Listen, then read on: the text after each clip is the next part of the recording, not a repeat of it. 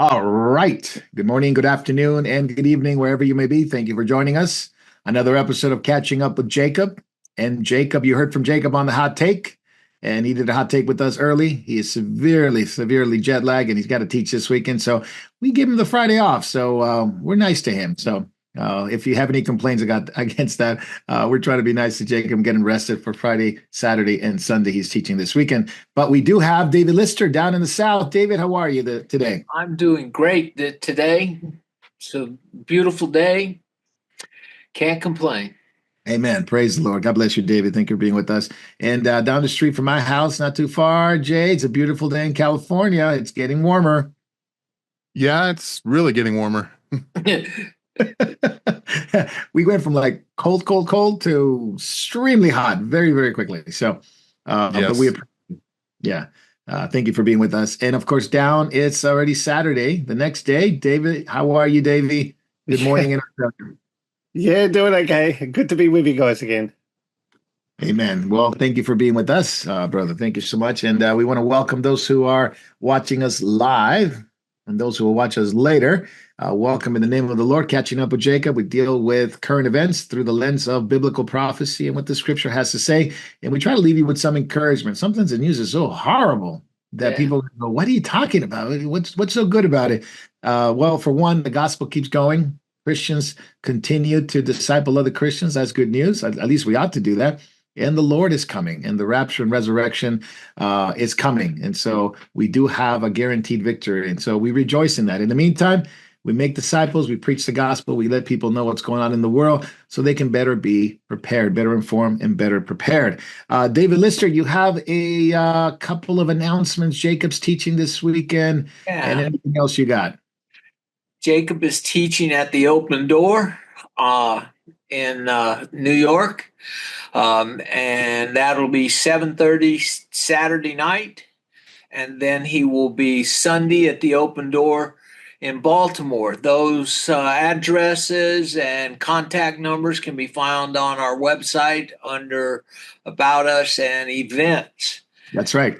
And then the following weekend, the weekend of I lost my date. The 27th, I think it is, or 28th, Saturday and Sunday. He's up in Greensburg, Pennsylvania, and he's also has a Zoom meeting on having confidence to serve the Lord in these last days. So tune in, something different. He said that was a real curveball title. Very nice. Thank you, David. And for more information, please go to the website. And you received a constant contact email that came out. Yes. So if you haven't gotten it yet, go to the website, sign up. You'll be added to the list, and you'll get it. And you'll get all the information that comes our way.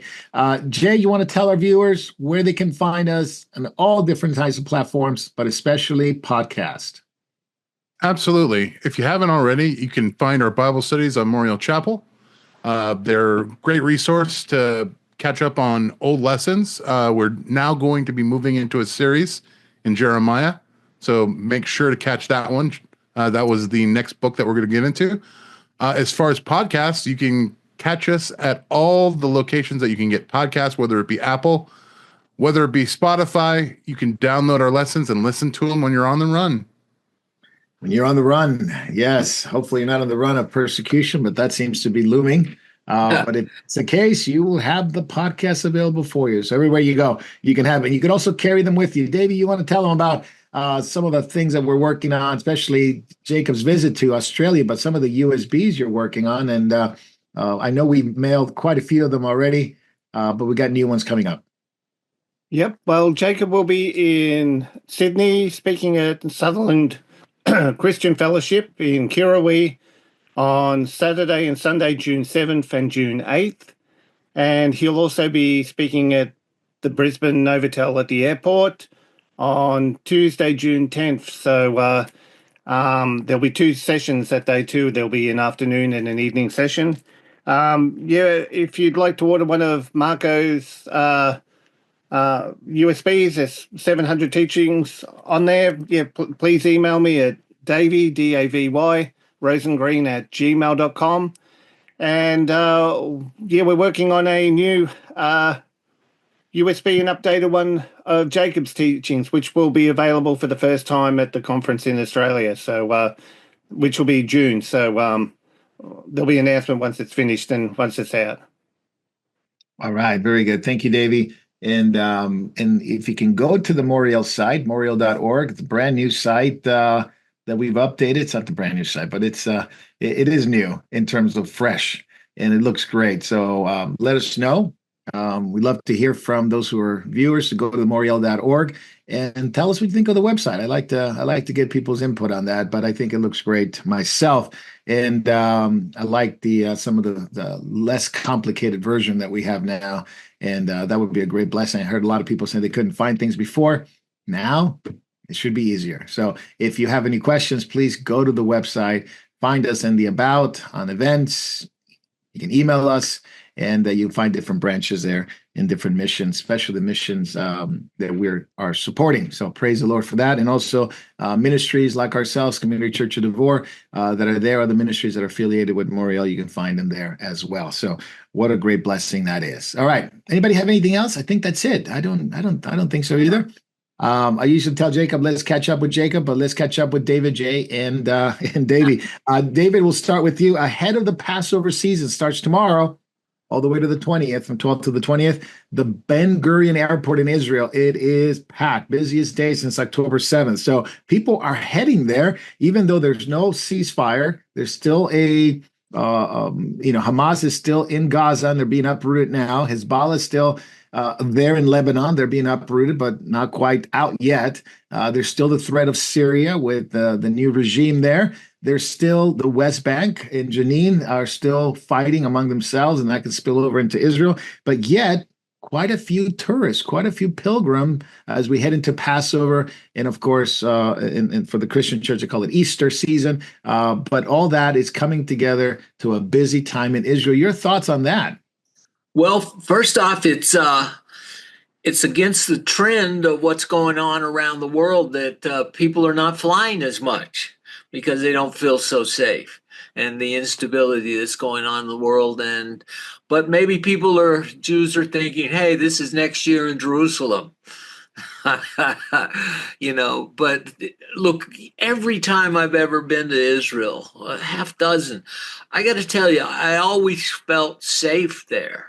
There was something about it. I felt, they were in charge and everything. Even when Jacob put us on buses and took us into the Rafah and down to go see the Jacob's well, you still felt safe. There was something about it, even though it was a bus that could survive a bomb attack and everything, but I never felt threatened or everything. So I think maybe Jews think that about it. They have no other place to go too. This is their land, and they all say the constant never again. So, and I'm glad they're going there, and they have this fever not only for a revival of Judaism, but also many other things. Not only Americans, Christians going there. Muslims want to have the holy days they had, and then so everybody's reaching a fever pitch.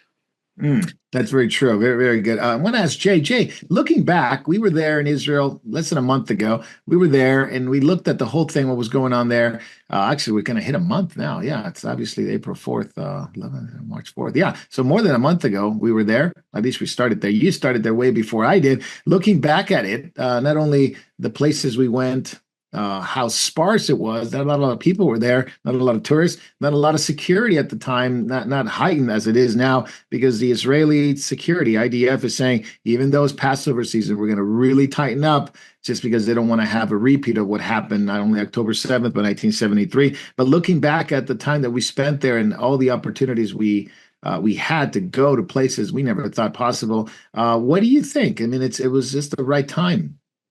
It was the perfect time. I mean, the weather was absolutely glorious. Didn't have a lot of rain.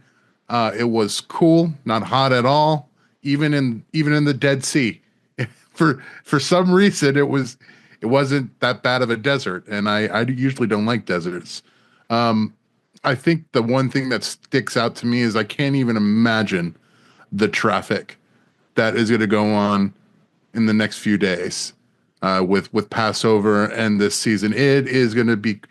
We were there when there was nobody there, and the traffic was horrendous. Like 405 parking lot, horrible traffic. I can't even imagine what it would be now. Yeah, I mean, the war keeps going, and I'm going to go to Davey real quick. Davey, if that's okay, the UN is actively coming against Israel. Just lately, it's been rising up to their ugly head again, now saying that, well, since Israel's back in Gaza, trying to uproot Hamas, they're just killing all kinds of people, women, children, even though there was a report this week that Hamas had enlarged and ballooned the numbers of people that have died. I mean, it's usually in a war, it's like 3 to 1, in terms of civilians versus soldiers. But Israel's like 9 to 1. I mean, it's like the idea that there's no real threat to a lot of people. A lot of civilians are not being killed, but the numbers of balloon, according to the UN, even though Hamas is finally recognizing that they inflated those numbers, yet the UN seems to be very keen on Israel again. Well, I was going to say, what else is new?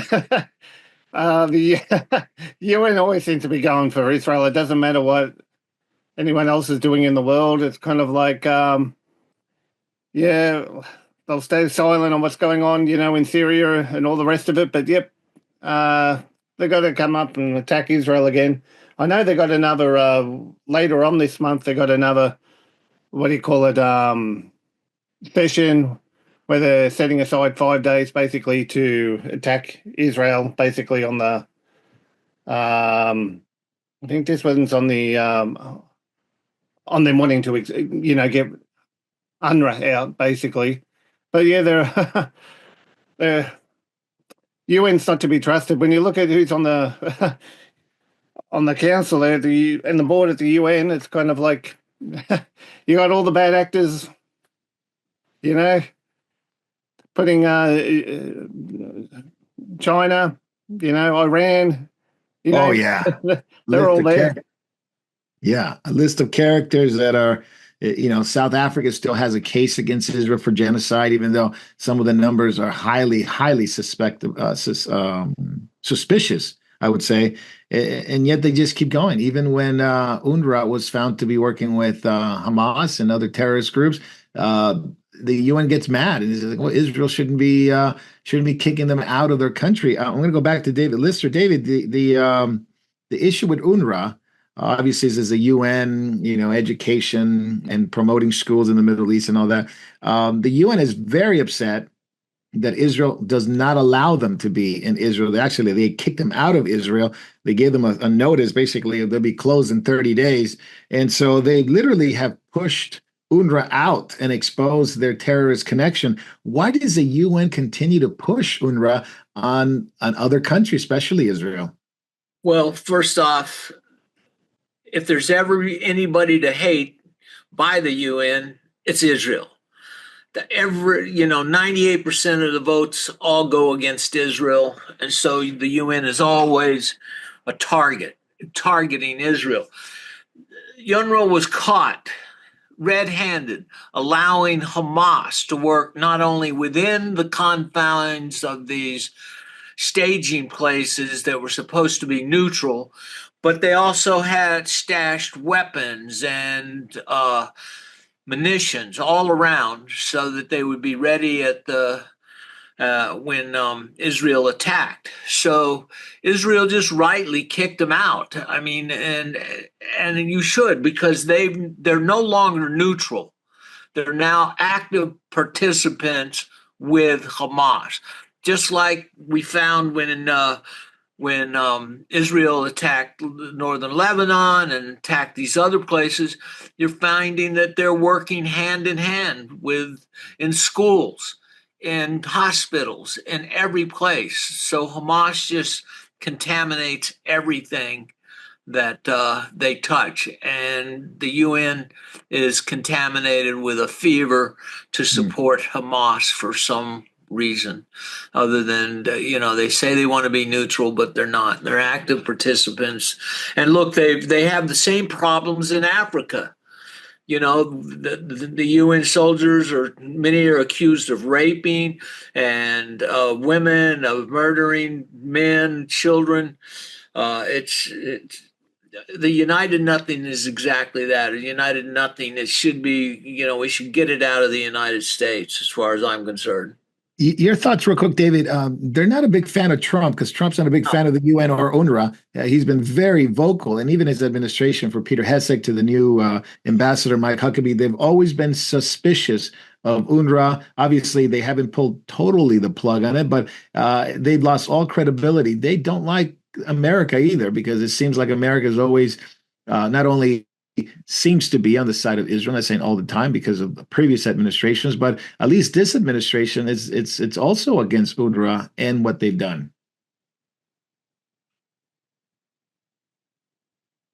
David? Oh, do you ask me how? I thought you said maybe on that one. Oh, no. David, listen, I'm just going to stay with you just for that particular subject.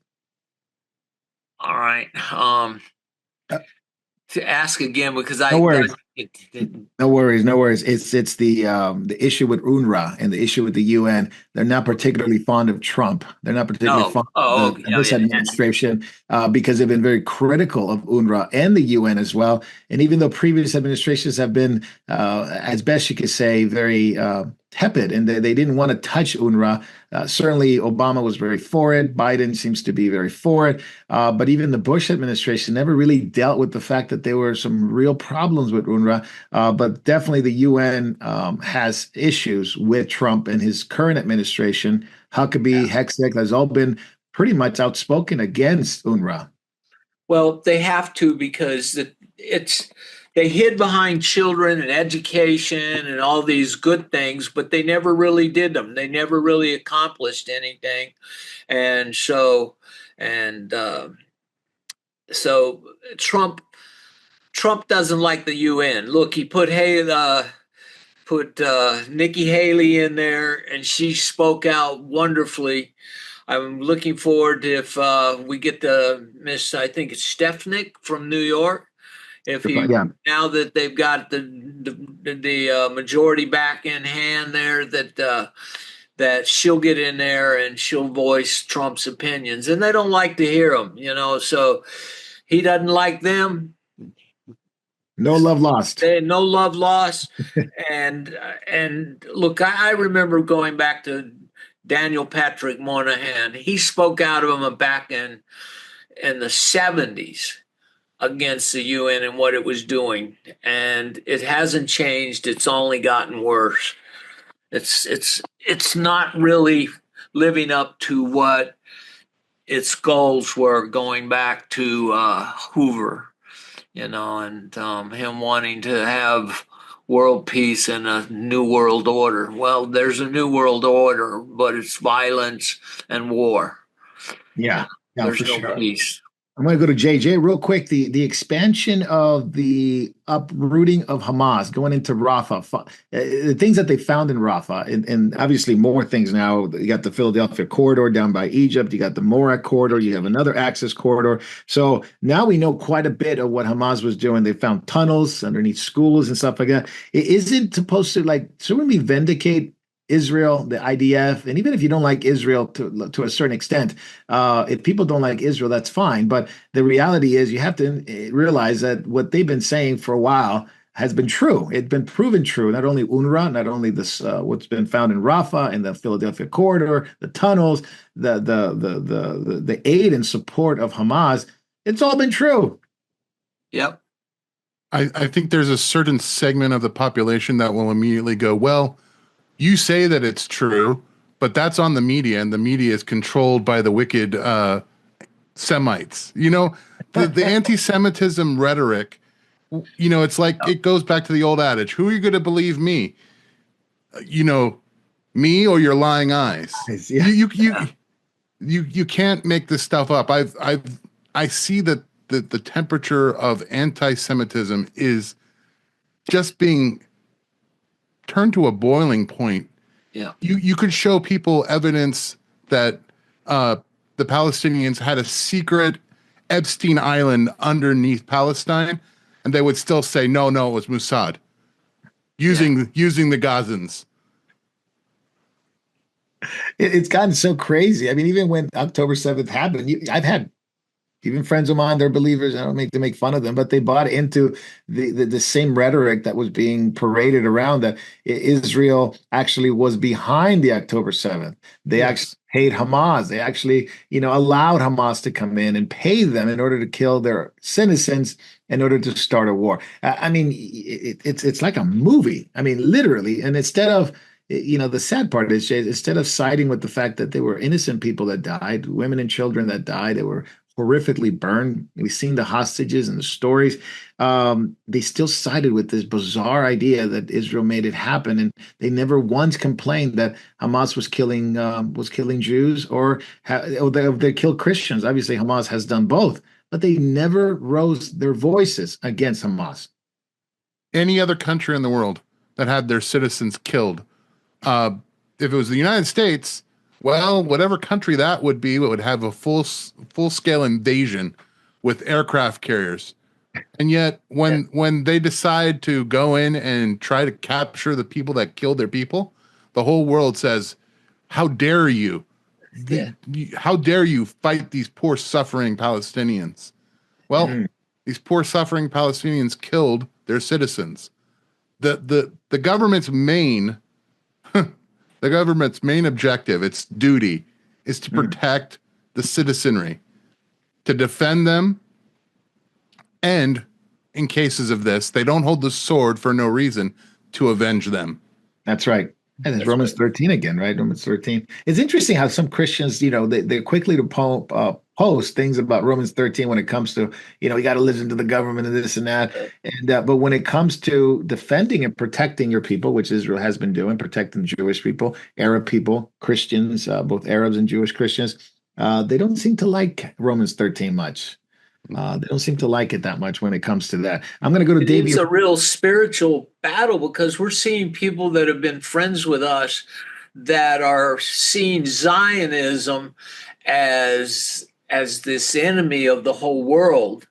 And then they actually leave where, we're supposed to pray for Jews, and we owe them to provoke them to jealousy for that. And so we're seeing people go into anti-Semitism and they don't think it's replacementism. I'm going to come back to that.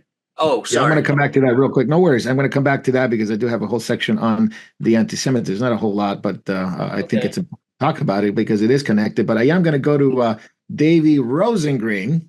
Davy Rosengreen. You guys need to change names. We'll call somebody Paul or Ignacio or something like that. Just hey you or hey me. Yeah.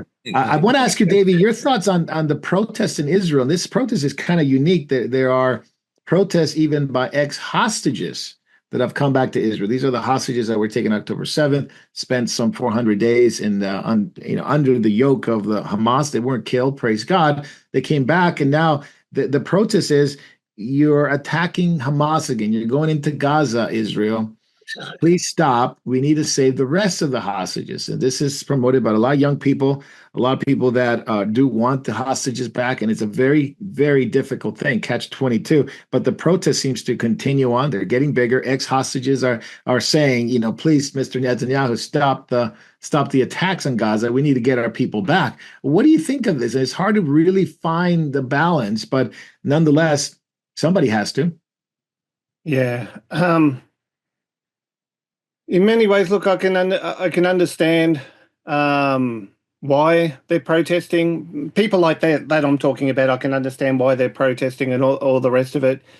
And it's the same thing. Look, most people do want peace. Most people just want to be able to live their lives out peaceably, have a normal day-to-day life. They want that peace and security. But the fact is, look, Hamas is an enemy. And as much as people may want peace and safety, it's kind of like you have to face reality that they do have an enemy. Israel does have an enemy that is intent on their destruction. I can understand people wanting their loved ones back, wanting the hostages released and that kind of thing. We are in a war, regardless, we're in a spiritual war. And look, there's always casualties in war. It would be very hard for the government. They're in a kind of situation where it's very difficult for them to win. Never going to be able to please everybody, You can't please everyone. So they've got some tough calls to make. But Hamas really needs to be dealt with. That reality has to be addressed. You cannot live side by side with an enemy who is bent on your destruction. Going back to the other protests, though, too, I'm just thinking what you were saying, David, about it being a spiritual issue, with the protests that we see in the West and all the rest of it, especially those by people who call themselves Christians, who have bought into the whole replacement theology kind of thing. The rhetoric and the hatred is really increasing to the point where it has to be a spiritual issue. Where you have Christians justifying the rape and murder of, women and children just because they're Israeli, there is something seriously wrong with that. There is something seriously wrong with that. So, the rhetoric we're seeing from that side of Christianity is becoming worse and worse. It's kind of like I've absolutely been horrified and gobsmacked by some of the comments I've seen just in the last 2 weeks by people who, portray themselves as Christians. You're actually going to justify rape and murder? I mean, how can you justify the rape and murder of anyone? It's So, yeah, we've really reached the point, but the people in Israel, I can understand, they just want to be able to live in peace. And unfortunately, they may buy into the one who comes along and offers them that false peace and security. You can see how they would accept a deal which may look good on the outside that's going to be to their detriment in the long run. You can see that. Yeah. David, I wanted to ask you this. Netanyahu visited the White House, and a lot of things were said, and it's a good thing. They did discuss a new Middle East, and this is something that has been coming up a lot, a new Middle East, because the Abraham Accords, which were back in the previous administration, was derailed to a certain extent, October 7th and the war in the Biden administration, and of course, and what happened with the election. They seem to have stopped that. But now it's resurging again. October 7th sort of reminded us that no matter what, there's still Islam has a real hatred against the Jewish people in the land. And by their own admission, they want to uproot them from the river to the sea. So him being here and talking about the hostages, talking about the new Middle East, talking about some kind of process that will bring us back to the Abraham Accords, all very interesting. Hostages, new Middle East, bringing us back to the Abraham Accords. Your thoughts on all of that? It was quite interesting. Trump basically was saying, we're going to get them back. We're going to get them back. And I'm not sure if it's empty promises, but there is one American there, Eden Alexander, that needs to come back. So as well as the others. So anyway, David, your thoughts on the meeting there? Well, it was good that he came.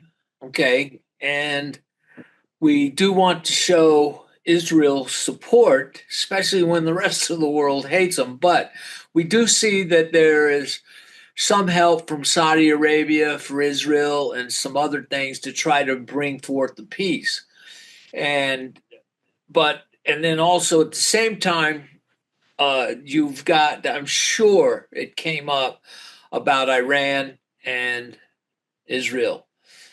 And so if we can take that piece off, that chess piece off the board for Israel, they could maybe enforce a peace. And but with Davy's question, how can they let this go on? Well, what happens is all these people that are spiritually being seduced by Zionism is bad and Jews are bad, and leaving a Christian thought, is they make the Jews participators in genocide. They make them something worse than what they say the Hamas is. They're just fighting. So they rechange the outlook on them, and they become spiritually seduced. But with Netanyahu there, I'm sure he was assured by Trump that he has his back, and he's willing to help and do what he can to get the hostages back. And he tried, but Hamas knows giving up them hostages means the end of they really truly believe it's the end of their army and their end of their power there. Yeah. I'm going to say with you, David, Huckabee gets confirmed. Yes. 346, a lot closer than we thought. Yeah. The Democrats, only one of them voted for him, was just John Fetterman from Pennsylvania, your old state of Pennsylvania, the only Democrat to vote for him. But one of the things they had against him, he's an evangelical Christian who believes in Israel's rights to the land according to the scriptures. And he is what they label him a Zionist. He's a Christian. He's supportive of Israel. I mean, it's almost like he's got the three black check marks and he's a conservative against the Democrats. But he's the first devout evangelical Christian ever to become American ambassador to Israel. He's non-speaking Hebrew, so it's an interesting choice. But your thoughts on him? I know you've had a mixed bag about him, but give me the good side and give me your concerns. Well, the good side is he truly, truly wants to see peace in Israel. He does love Israel. He feels as a Christian, he owes them the debt to provoke them to jealousy, for thanking them for bringing the gospel to the Gentile world. So there's that part about him. But like I said, now that he's in politics, maybe he'll have more discernment than he had in the world with false teachers. So charismatic, things like that. He's a likable guy. Hopefully he can be effective and over there. I'm sure I don't know did they move during Biden, did they move the embassy out? No, it's still there in Jerusalem. Well, I'm sure he'll love that being in Jerusalem. He said he's been there hundreds of times. He's taking Christian tours. He's taking other believers. I mean, he's, perhaps we should send him a thank you for Moriel, saying thank you for, standing with the Jewish people and stuff like that. But, absolutely. So he's on the right side of history. And, I look forward to serving in the millennium with him and stuff. But so he's, I hope he does well in negotiating and helping there. So, definitely. We'll take him seriously. But, look, Christian, black mark, like you said, Jew lover, check mark, conservative, and trying to be a politician from the U.S., another check mark, black. So we'll see. May God help him. Yeah. That's the one card that he's got, that in prayer he can come to the Lord and ask him for wisdom and help to bring about his plan for the land. Yeah, it was brutal. It was very bitter. The attacks on him, brutal, bigoted. It was just awful. And you could see, not to derail the subject into what the Democrats think using Christians, but you could see it just seeps out of them, out of their pores. It's like, like almost a demonic thing, this brutal, bigoted attack. And I would say I've never met him, but basically what I've seen, he's a very nice guy. Even though you might like his politics, you got to admit he's a really nice guy. Yeah, he is a nice guy. But you know what? Nowadays, I expect nothing less from the Democratic Party than venom and hatred. It doesn't matter. They're just against it. I'm the against it party. Yeah, I'm just against it. If you like it, I'm against it party. That's right. Right. Exactly. Jay, I'm going to go to you. what Huckabee said was interesting. I want to lead into the anti-Semitism. He says he's infuriated how much of the world and the media has turned against the Jewish people. Yeah. It says they have seduced young people in universities. And he says, I'm going to get very clear. He says, I'm going to be very clear. I'm a Christian and I stand with the Jewish people. And I believe the Bible. And we're grateful to the Jews to give us the Bible, make it very clear that he loves the Jews and the Jewish people. And God has chosen to bless them. That is an interesting take from a politician / ambassador / Baptist pastor, which we can't forget the fact that he's actually an ordained Christian pastor as well. Yeah. Oh, yeah. That's another check. That's an extra special check. Yeah. The fact that Huckabee is supportive of Israel is probably the reason why you have the Democrats hating him so much. Yeah. The reason why he has the idea that there is a place for Jews in the world, a nation to call their own, and that they deserve to defend it, is probably why most people in the world, in the universities, hate him. I don't understand the amount of anti-Semitism in the world other than through the lens that this is almost like, for me, it's like someone going out into a field and beating so that all the locusts eventually leave the field and go somewhere. I see the rise of anti-Semitism as a herding of Israel back to their homeland in a way. Yes. So it's only natural that you see this anti-Semitism like a cancer growing in every single country. They've imported it. In fact, they encourage it, and they subsidize it with government money. So why are we surprised by it? And why are we surprised that the universities teach it? Yep. Yeah. Yeah, the principalities are absolutely going haywire on this.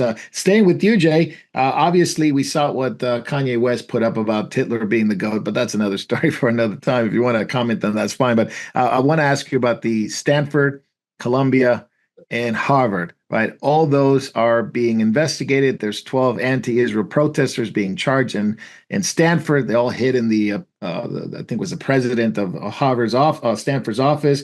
Then you got the guy in Harvard who owned all these buildings, right? In Gaza, and he was abetting the Hamas, at least allegedly. And then the case of Mahmoud Khalil with the free speech. That was an interesting one because there are a lot of people who don't know what they're talking about. They're saying he has the right to say the most heinous things against Americans, against Jews, against Christians, against anybody, and he should be allowed to stay in the government and in the country. And they basically pinned the United States government as saying that they're taking away his rights to free speech. So plethora of things. You can choose all of them or none of them or one. Well, you got to choose one of them that you want to emphasize the most. Okay, hold on one second. Yeah. I'm just There it is. It's a new one. A renewed one. There it is. This is the Mark II. It's even more powerful than the Mark I. 2.0. So, yes. I want you all to listen to what I have to say right now. Imagine if you were a foreign entity that wanted to infiltrate and maybe influence people in the next generation of America. Well, where would you send your agents? Would you send them to corporations? Probably not. Where could you cheaply send them and house them? Universities. That is where you can actually infiltrate and cause the most damage. Because where's the most unwise people on earth? Universities. Where do you have sympathetic people that you can pay off? Universities. These are people that failed at everything else, but they'll take some money for to help with their stipend of lifestyle. Yeah, if you can't do anything, you got to teach. I think that the people that everyone is up in arms about are probably, I'm just speculating. I'm saying that it's possible. What if some of them were foreign assets? Yeah, what if Mahmoud Khalil was a more than a sympathizer? Yeah, I mean, what if he has corporate NGO funding from international shadowy groups? Well, that couldn't happen in America. No, definitely not. Yeah.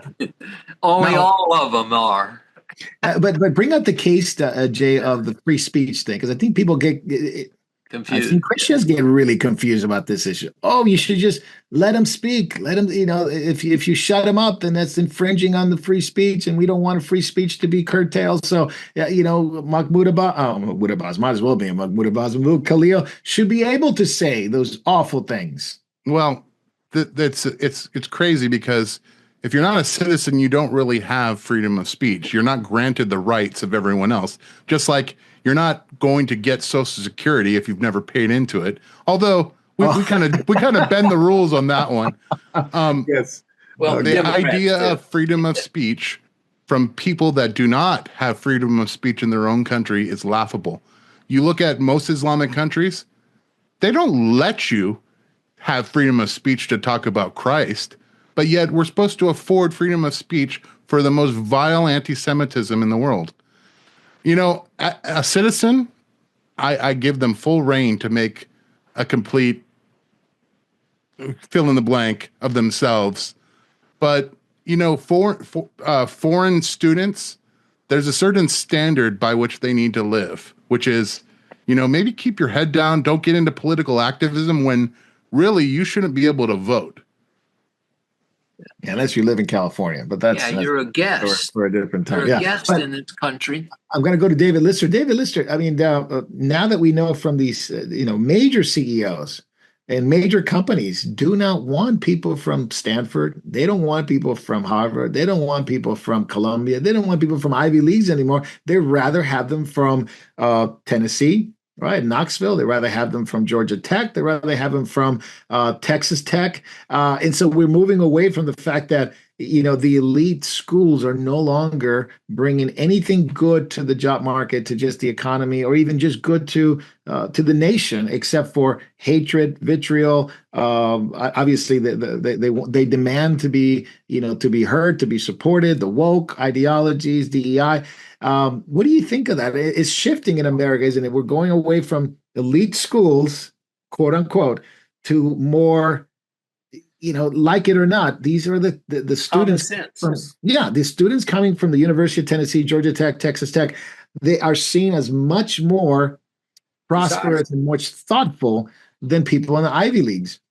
Well, the Ivy League used to be, the best education in the world, but now they're having to teach remedial math to those that they've brought in and given scholarship to, these DEIs and things like that. So businesses are smarter than professors. Professors just, think the world revolves around their propaganda. And business people, they're in business to make money and to create products and to produce wealth in a capitalistic society. But many of my generation that are professors and everything are old hippies that never lost their liberalism. And then when even worse, you see them out there you see some of these protest movements, you're seeing these old people out there and they're saying, oh, this is like the 60s. We're at it again, only we're getting paid by Soros. So it's insane for business people to want these people that are troubled and aren't getting a good education. And look, it looks good on paper, but no longer they've destroyed their brand. And so you can go to a University of Tennessee, you can go to Kentucky, you can go to Florida, and not only that, you'll get good football teams. On top of that, why not?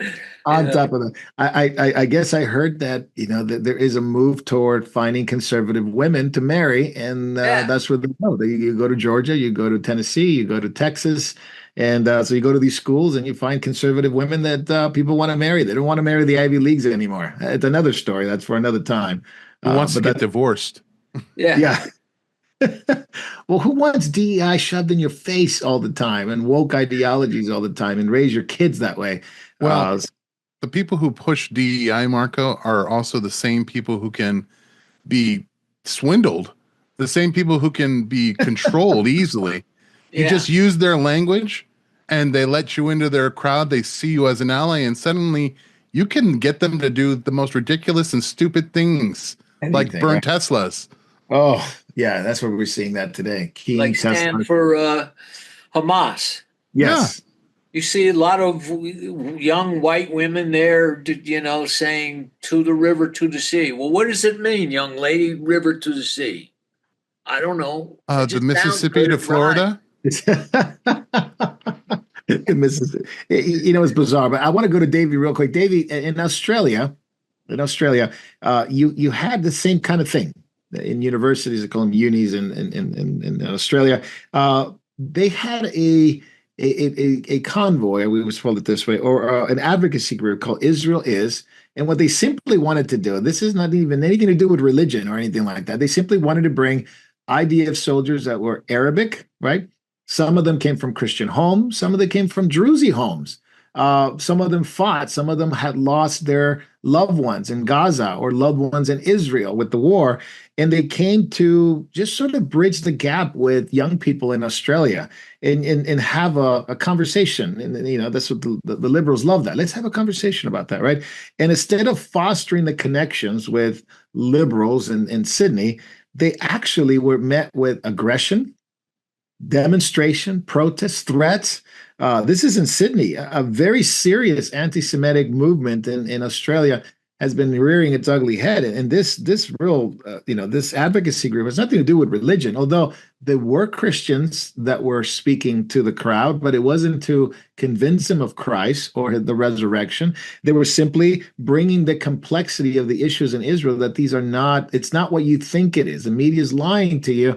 We lost loved ones. We lost friends. We fought in the war, et cetera, from different backgrounds, Druzes, Christian backgrounds, Arabic, Jews. It didn't matter. It did not matter to the crowd when you simply raised up the issue of Israel. It was hate. It was demonstration. It was protest. It was threats. Your thoughts on that? Well, it's basically because I'll probably upset a few people by saying this, but look here, the youth is totally indoctrinated. It's kind of like, if it's not the media line, if it's not the line that the schools are nothing but a brainwashing thing here. It's got nothing to do with education. It's indoctrination here, unfortunately. Thankfully, look, there are a few who are waking up. But when you sort of see these protests and all the rest of it going on, it's the mob mentality again. But the mob mentality is what drives society here in Australia. And I know a lot of people are going to get upset with me saying that, but critical thinking is something that is very rare in this country. Common sense is something that's becoming almost extinct in this country. It's people just parrot the narrative that they're taught. It is very disheartening to see what's happening here. And also, there's been no accountability ever since October the 7th. On October the 8th, you had people basically shouting the most obscenities, anti-Semitic remarks from the Sydney Opera House. Nothing was done. There's never been any accountability. Our government... Our government has made a lot of talk about doing things to combat anti-Semitism, but really they've been just a smokescreen to bring other things in place to target anything and everything but dealing with anti-Semitism. It's just been a way to censor the Australian public even more than what we already have been. But because we've had there's been no alternate media here. Look, even Sky News, okay, it's been a better alternative, but they can be just as woke during the daytime too. And they're also getting more and more compromised too. They're becoming less a trustworthy source to go to as well. We really haven't had that you're fed you're fed a line pretty much day one. We're not much better than communist China, and I know a lot of people are going to hate me for saying that too, but it's a reality. Thankfully, I think things like this will backfire. I think it's starting to backfire. I think a lot of younger children are starting to realize that when I say younger children, I'm talking teens, they're starting to rebel against it.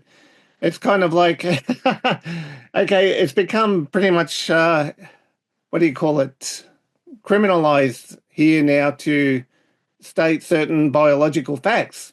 But children, well, let's just say the teens are kind of realizing, a man's a man and a woman's a woman.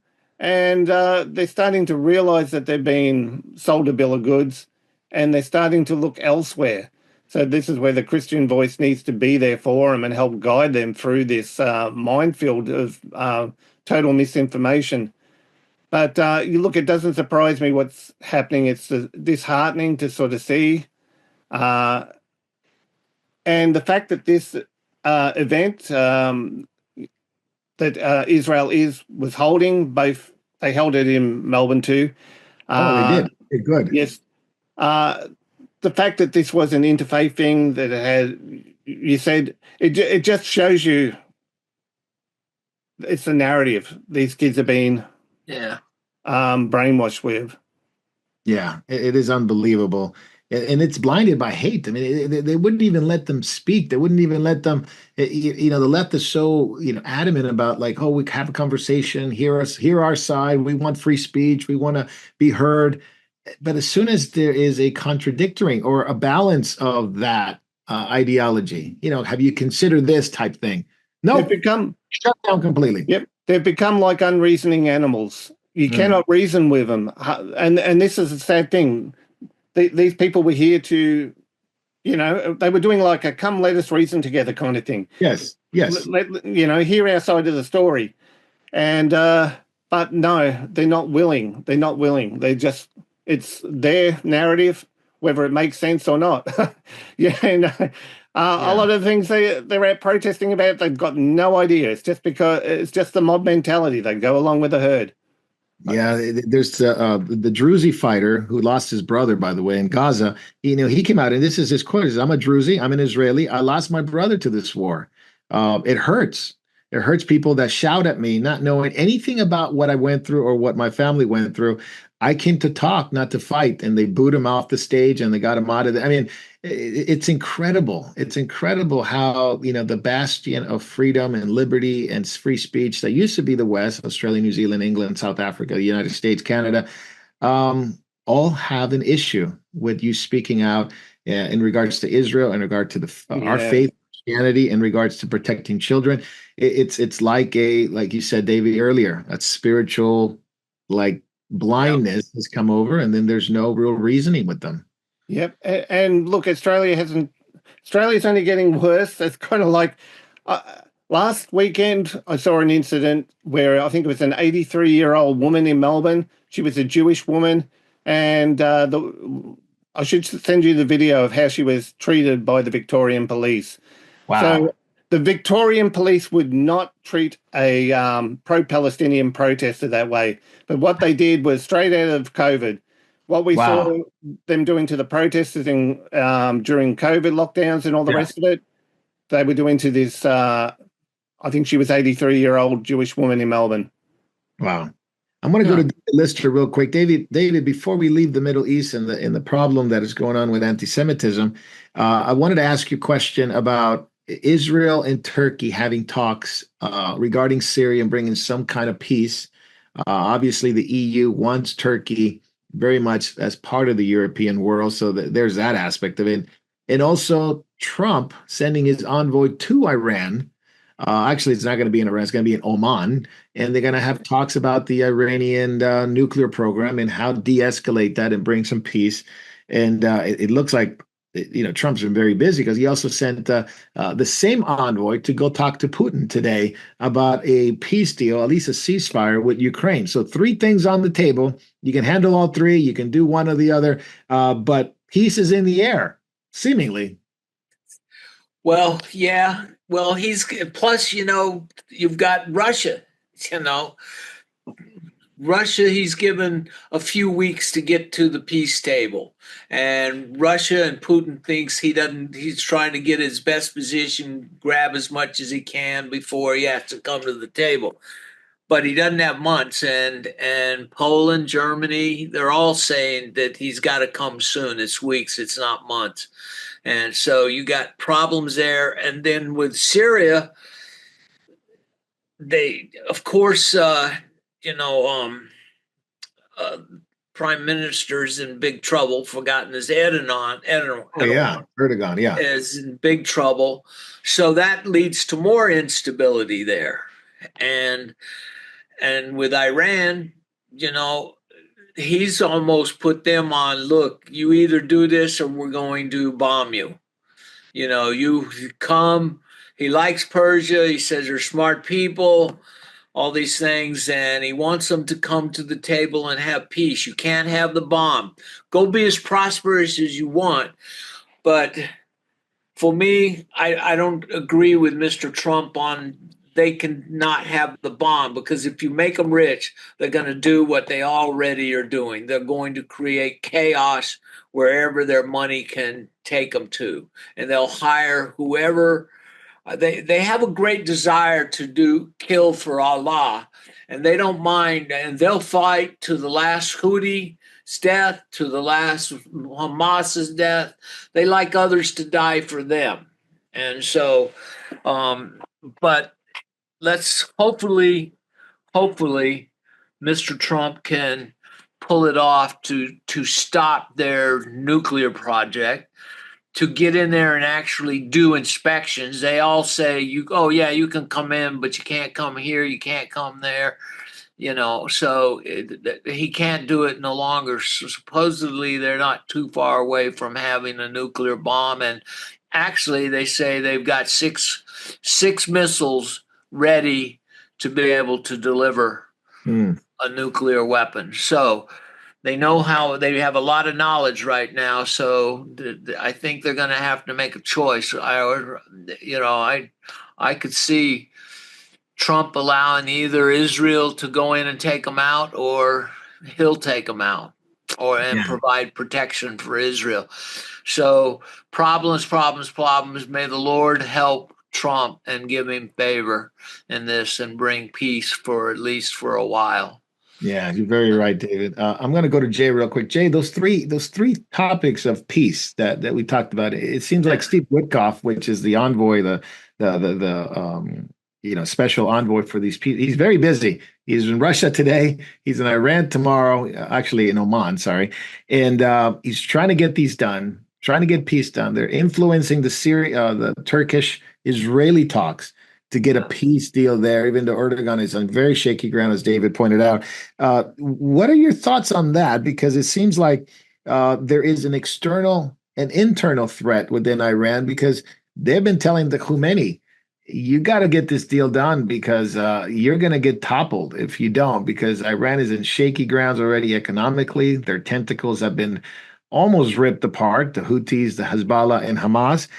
Do you think there is a huge pressure on Khomeini to, may not be what he wants, but to at least hold off the attack from either Israel or America? I mean, if we go by what usually happens, he will come to the table. There will be some sort of agreement, and like David said, he'll just continue everything in secret or under the radar. I mean, that's what I personally think.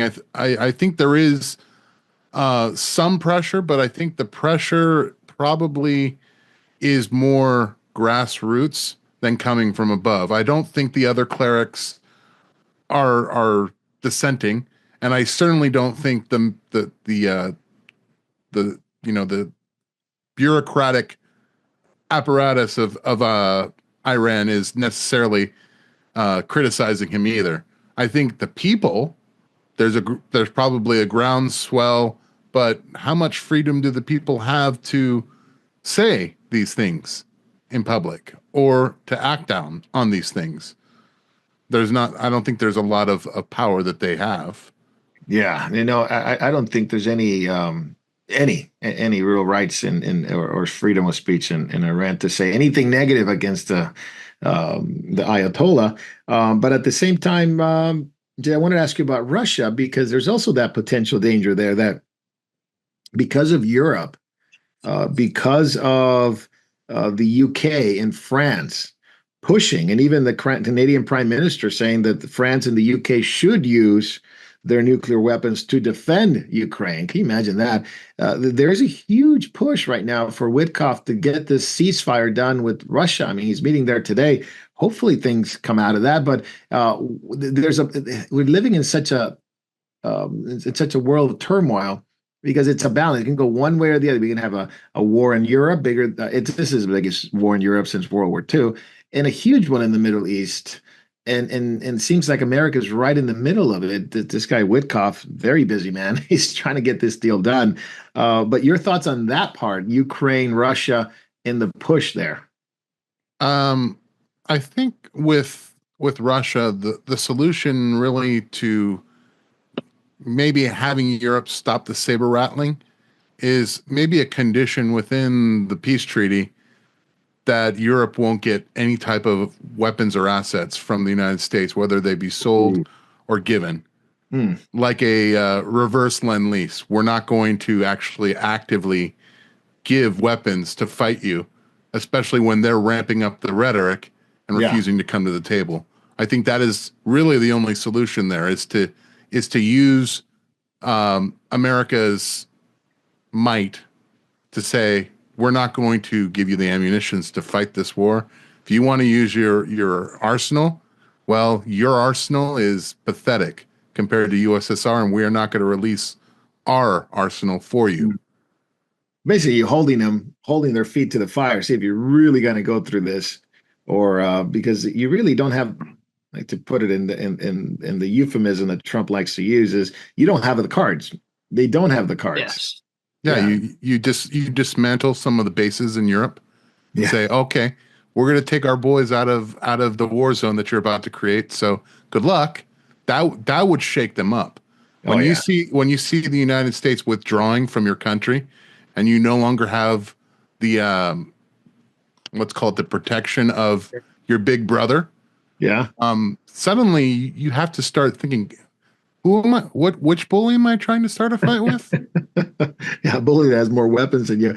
Jay, real quick side note: is the Argentina president or the courts were seeking to arrest Khomeini from Iran because he was a big part of that 1994 bombing of the Jewish Center in Buenos Aires. And so that's an interesting. But that also Milei, it also says he has proof that Hitler didn't die in Berlin. He died in not Buenos Aires, in Patagonia. He actually made it down all the way to Patagonia.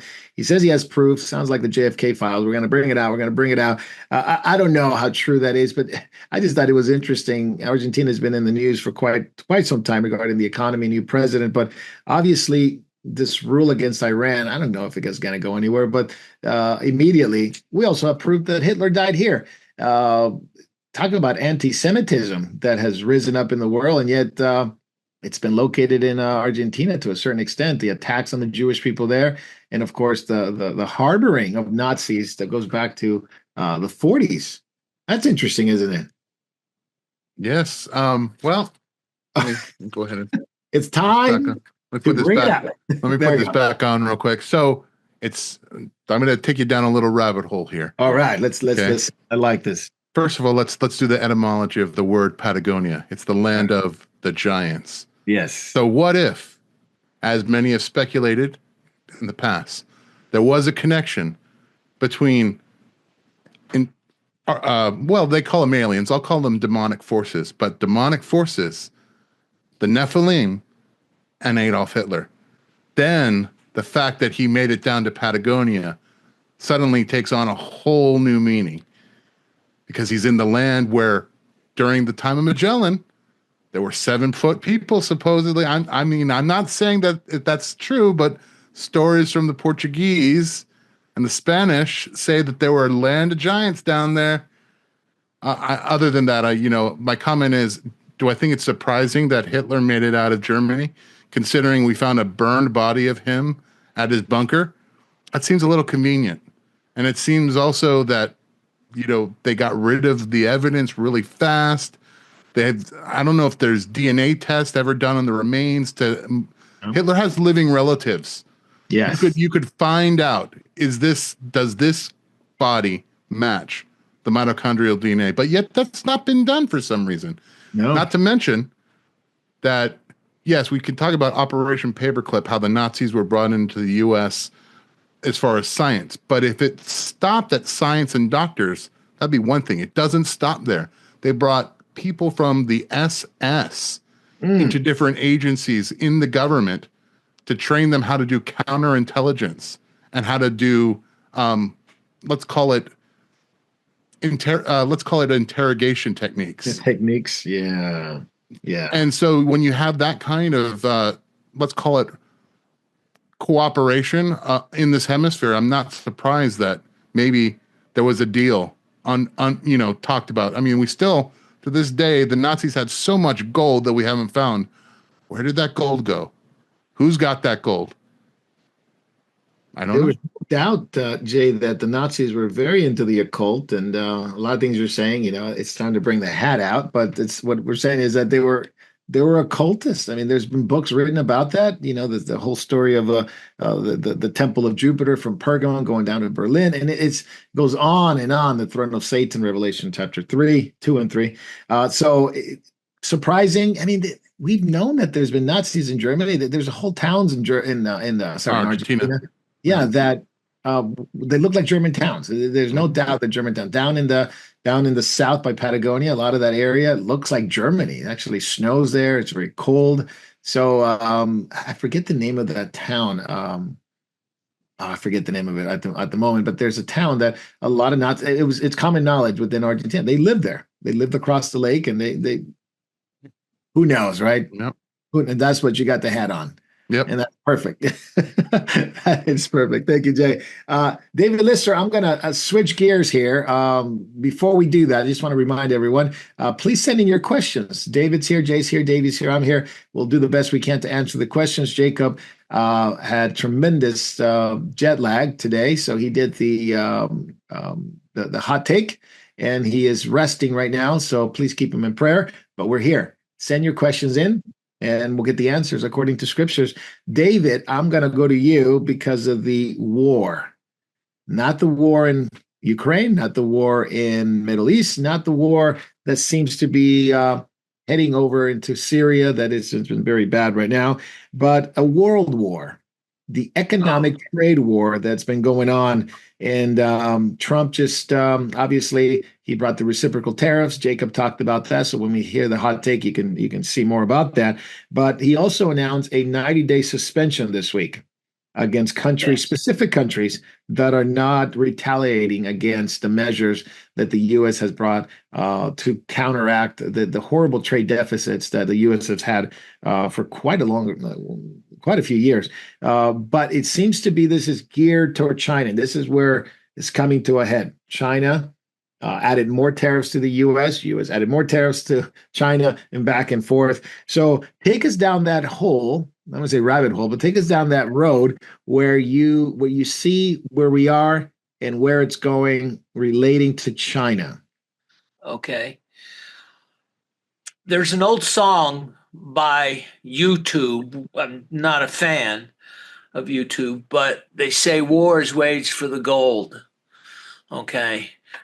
And so that's very much been true. So when you have peoples whose nations are starting to fall apart or not, or one is rising too big, then other enemies can come together and fight them. Now, Mr. Trump is not trying to go to war. They call it a tariff war. But if you remember when he was in the first time he had this tariff war, the stock market fell 20% into correction, but within 3 months it was up 40%. So he's not wanting a war. He's wanting people to be prosperous, to to have prosperity without the war that U2 says all wars waged for gold. Now, but at this time, though, a little bit different situation for the Chinese. They're in terrible financial trouble. Their housing, they're approaching their 2008 situation. They built and they built and they overbuilt, and now the prices have started falling.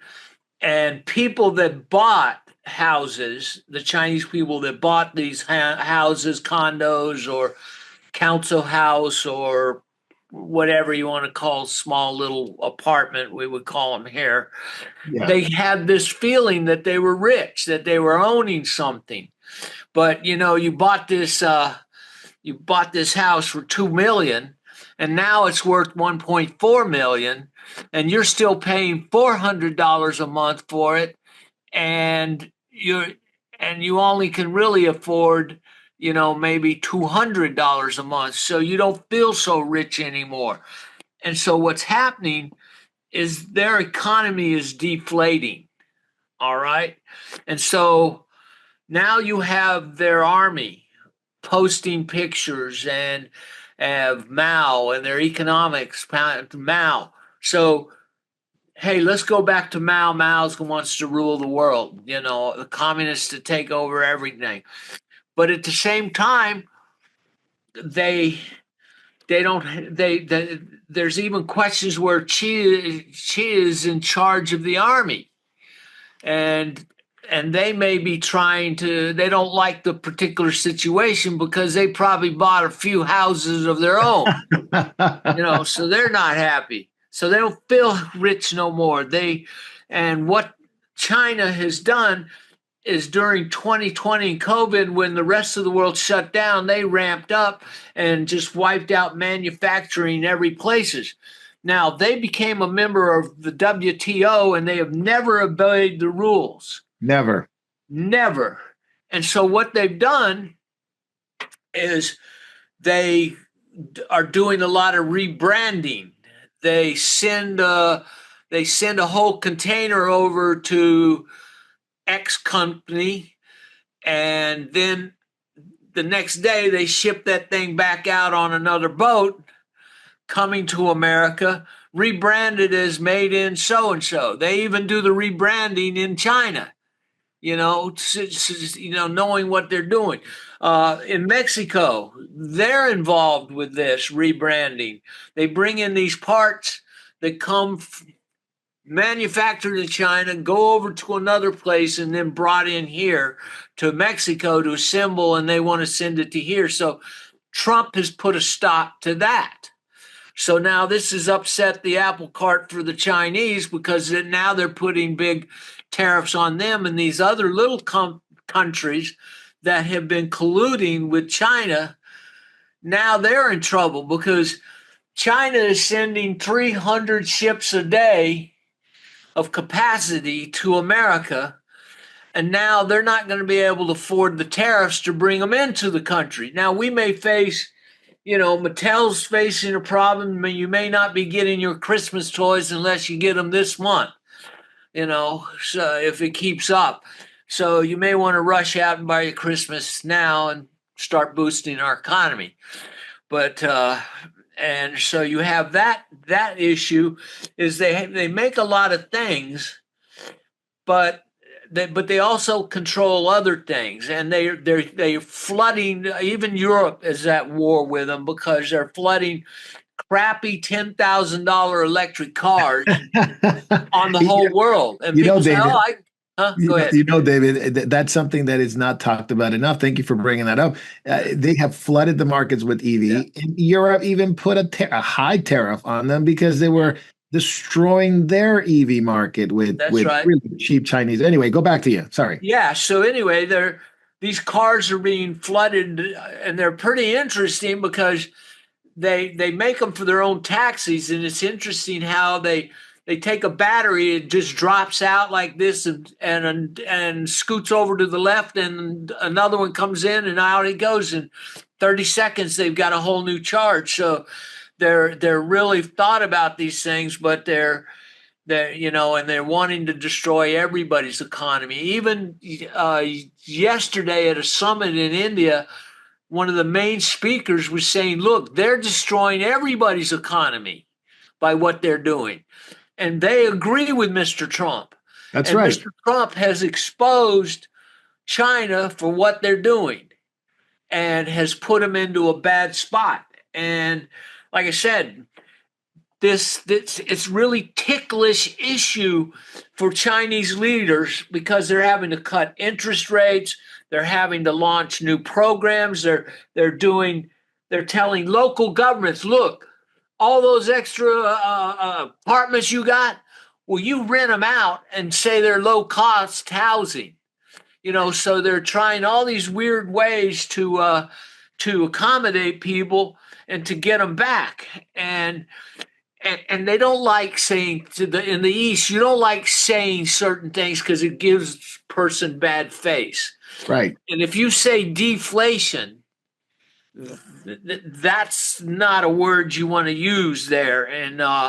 And so because what happens in deflation, people they have already started hoarding their money because they thought they were rich. Now they don't think they're rich. And now they're saving their money, trying to have a rainy day fund, as it were, we would call it here.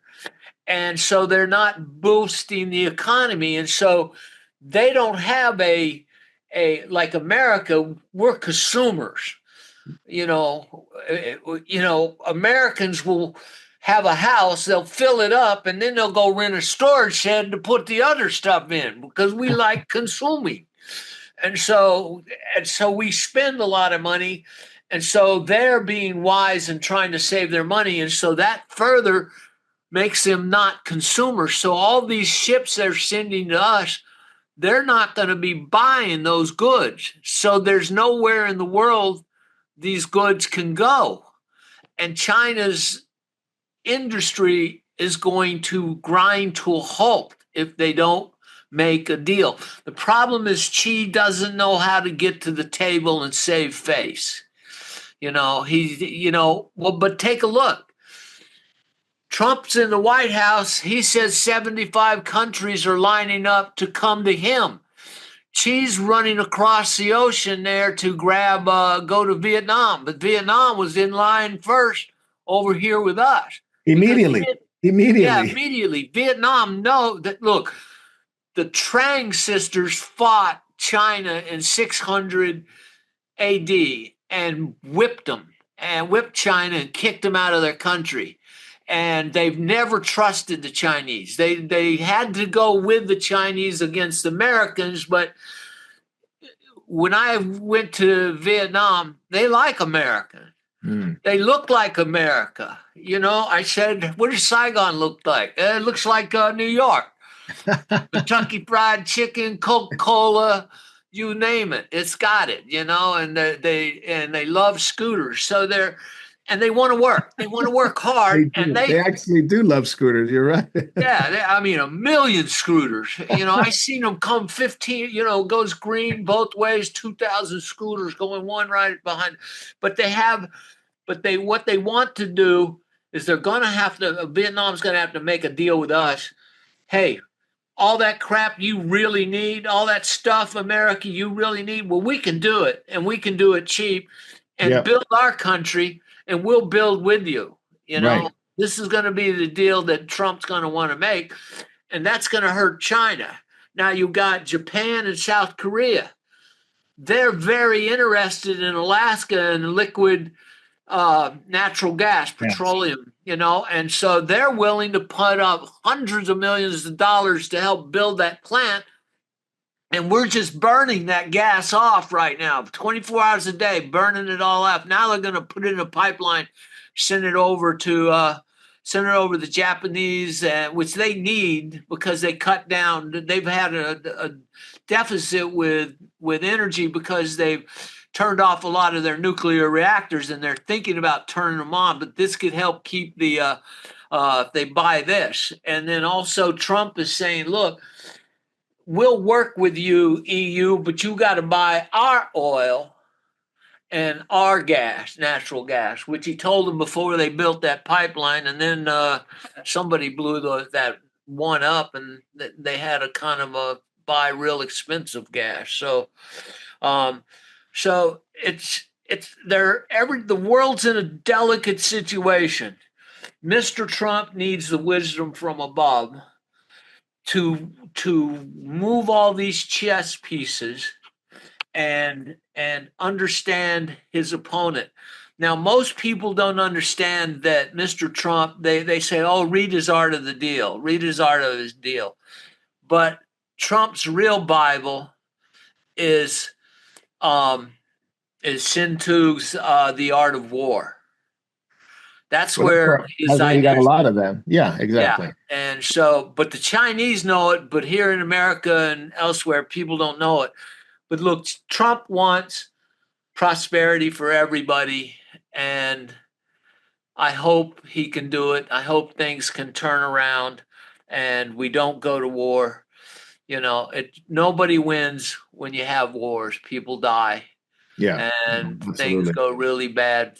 But even, you know, in war, if you're not in the war, you can supply the people going to war and make money, you know. And so that's a terrible thing. But let's pray for Mr. Trump that all these problems, all these chess pieces can get filtered out. And he's got so many people coming. He's going to be hiring law firms that are friendly to him, and he will be given the deals he wants with the various countries, and they'll negotiate them. So he'll be able to hopefully get through these 75 countries. And if things start looking really good for the first 5 or 10 that come out with good deals, more's going to get in the lineup, and China's going to have to make a move. They're going to have to do something because they do not, what they want to do, you know, many people say, well, they can crash our treasuries. Well, you can't crash our treasuries and you got a lot of them in your pocket. Well, you crash yourself. Yeah. You know, okay, we'll just print some extra money and send them to you. I like Jacob's idea of the sovereign he said it was 3 trillion, but I thought it was 5 trillion that has to be paid to us in gold, you know. So and that goes all the way back to before Mao.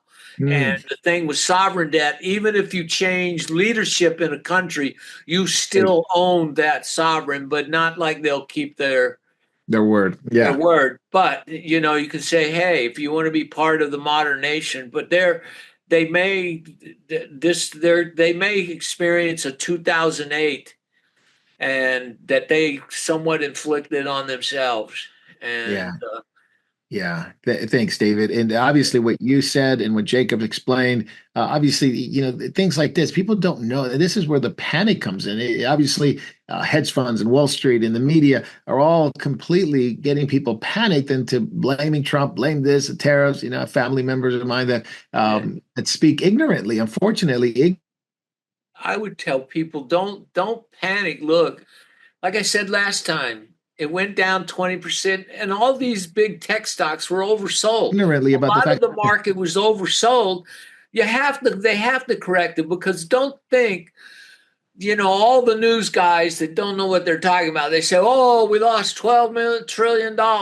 Well, where'd the 12 trillion go? It went into somebody else's pocket, but there was a lot of short selling. People, you can make money with the stock going down. You can make money with the stock going up.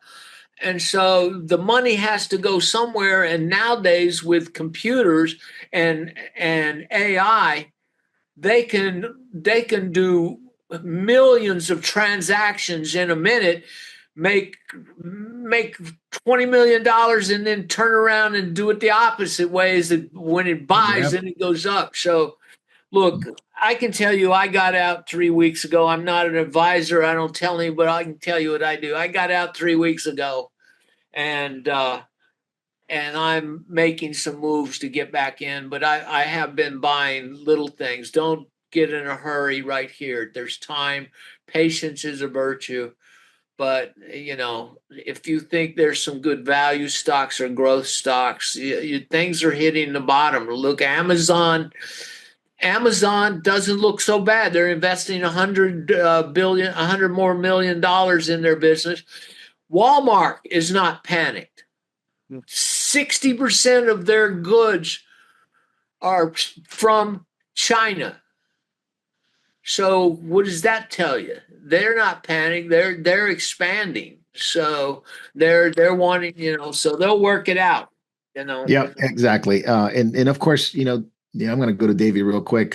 Of course, none of this is explained, and people are panicking. And like I said, people, even family members of mine, no idea. They never mention any of this. They just say, Trump's bad and he's causing all this. And then when you ask them a question like, hey, don't other countries have tariffs too?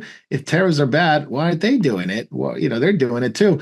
And it's silence. It's almost like you could see through their eyes. Like I have no idea how to respond to that. But nonetheless, China has been at this war for a while. They have destroyed other people's economy, especially with when the lockdowns came. They ramped it up because they're trying to save the real estate market. And like you mentioned, David, it's going down very quickly. So we could see a tremendous fall of this Chinese world order that has happened over the last 20 years by them flooding the market, by them subsidizing their companies with the CCP, with tax money, tax incentives, buying land, cheap land. Now that their exports are going to be dwindled, and that was their main source of income. It's not real estate. That is their income. Yeah, it's export. They use that money to buy supplies and minerals to make the cheap crap. That's right. So now that that's been exposed, and hopefully people pay attention to that it is really China who's destroyed the world economy, and they claim to be the defenders of the world economy now against Trump. It's bizarre. I'm going to go to Davey because China went to these countries, as David mentioned, to Thailand, to Vietnam, to Malaysia, to Laos, and say, "Hey, join with us. We're trying to fight back. We're trying to save the world economy. Literally, we're trying to save our Chinese economy." Yeah, and they went to Australia, Davey, and in Australia, I believe wisely. This time, I think it was foolish for them to hook their wagon to them a long time ago, but foolishly they did that. Now they wisely said, "No, we're not going to play your game." Your thoughts on this? Okay, well, firstly, actions speak louder than words. They've said no, okay, but what are their actions going to be? Because it's kind of like, I'm glad they said no, but look, I don't trust our government as far as I could throw them. All they do is lie. So it's kind of like, let's wait and see what their actions are. Because look, they've been in bed with the CCP for years. They've colluded far too much with the Chinese here. One thing I would recommend, if you can get your hands on, especially for Australians, there was an Australian writer, poet, C.J. Dennis. Now, this is probably more timely than ever, but I think this really accurately reflects what is going on with the relationship between Australia and China. Basically China and the West. And it was about a group called the Glugs, and they made deals with the Ogs. And basically what they did, they sold all the Ogs, all their raw materials. And the Ogs basically sold the Glugs, cheap, inferior goods back in exchange. But they were holding the best things to later attack them with. Basically, it was preparation for war. I'm actually just going to read a bit because you can sort of see the flavour of it, and you can't help but see the West in this today, the situation between the West and China today. So the Glugs continued with greed and glee to buy cheap clothing and pills and tea, till every Glug in the land of Gosh owned 3 clean shirts and a 4th in the wash. But they all grew idle and fond of ease, and easy to swindle and hard to please. And the voice of joy was a lonely voice when he railed at Gosh for its foolish choice. But the great king grinned, and the good queen gushed, as the goods of the Ogs were madly rushed, and the knight Sir Stodge, with a wave of his hand, declared it a happy and prosperous land. But if you read this, you cannot help but see what is going on today. It's no secret China is making preparations to make a move on Taiwan, and don't think Australia is going to be out of that picture either. Our government has got its head in the sand. They've said no, which I am pleased of, but let's wait and see what their actions are. They're still letting in, yeah, I've probably said enough. No worries. I appreciate that, Davey. Can you show us that book again? It's interesting. I want to see it real quick. I don't know if I can. C.J. Dennis, he was, Okay. he wasn't born in Adelaide, but he grew up in South Australia. Now, you used to be able to read this in schools. This was part of your English lit classes, back in primary school's days. Not anymore. I'm going to go to Jay real quick. Jay, just to finish off this idea of the tariffs and the World Trade Organization allowing China in. Of course, that was Clinton and Bush. But the criticism, none of it, and in my opinion, none of it, the criticism of the tariffs are based on facts. They don't mention China. They don't mention other tariffs by other countries and the trade deficits and how it was vastly one-sided with China. All they say is panic, panic, panic. Hit the button, panic, panic, panic. You're going to lose your Social Security. You're going to lose your money. You're going to lose your banks. You're going to lose this. But at the same time, I'll just propose this. Let's just say you don't like it. I have cousins of mine and family members that they don't like the tariffs. It's horrible, it's horrible. But they don't bring any other alternatives to the real problem. There's no alternative to it. They simply hate what Trump does. There's no, the tariffs are bad, but this is what we should do. You don't hear it from the left. You don't hear it from rhinos. You don't hear it from these are so-called conservative guys, right? You don't hear any solution except for Trump is just going to destroy the world. Your thoughts on that? Because it goes along with what we've been talking about with the criticism of Israel, with the criticism of the United States, now with the criticism of the economy. Marco, you are exactly right. They present no alternative to what he's doing. They just hate that he's doing it. I'll give you a perfect example. What we have here, Davey articulated with the author, the glugs of gosh. I'll give you an even finer point. What we have here is China has addicted the world to opium. And the opium is get things cheap from us. Super cheap. Now, two things can happen. Either the Lord can intervene and someone can be saved from being a drug addict. There's one. The second one is you have to cut off the source of where they're getting their drugs. And it's going to hurt for a while because there's withdrawal. Yes. And for a time, you're going to wish you were dead. But after a while, once things stabilize, once you're no longer on the opium or whatever drug it is, you start to even out and you get healthier, you get stronger, and suddenly it seems to be more imbalanced. Right now, the world is imbalanced with China ruling basically the world's manufacturing economy. We need people like Vietnam, India. These countries all have incentives to start picking up the slack. We have methods to where these countries that are willing to deal can provide cheap manufactured goods. We have to break our addiction on relying on China. And they need to come into concert with the rest of the world. That means maybe giving good valuation for their yuan. That means maybe some kind of oversight for their pollution. Once that's done, obviously we can take off tariffs. But now there needs to be an economic war at this point, because I'll put it to you this way, down the road, let's say 40 years from now, maybe we got 40 years. If we're still relying on China for most of the goods in the world, what's going to happen if China decides, we're just going to cut you off because we're now in a military conflict with you? Yeah. What happens then? Then you have complete and utter total panic. The rare earth minerals that, we don't mine from our country because it causes pollution. We need to start doing that now for national security.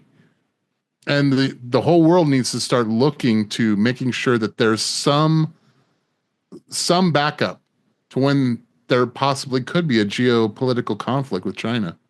No, you're absolutely 100% right, and that's something we're trying to avoid. But it is interesting. Nobody proposes any solution at all whatsoever. They don't even present the problem as you stated, Jay, or as David stated it, or as Davey's talking from Australia, or as Jacob talked about it. They simply go with the rhetoric, and I'd rather have you guys' opinions than what you hear on MSNBC, CNN, and even some conservative outlets who don't like what they're doing. But anyway, David, I'm going to go to you, David Lister.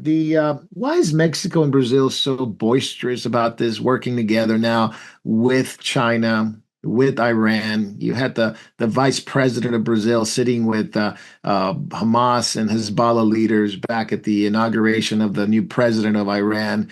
Now Brazil and Mexico are boisterous, and they're trying to form an alliance with China and to combat the tariffs of Trump. So there've been, and I don't say Trump's tariffs, the right reciprocal tariffs, let's put it that way, so they can come out on top. So these two countries have been seemingly at war with the U.S., even though Mexico is our neighbor.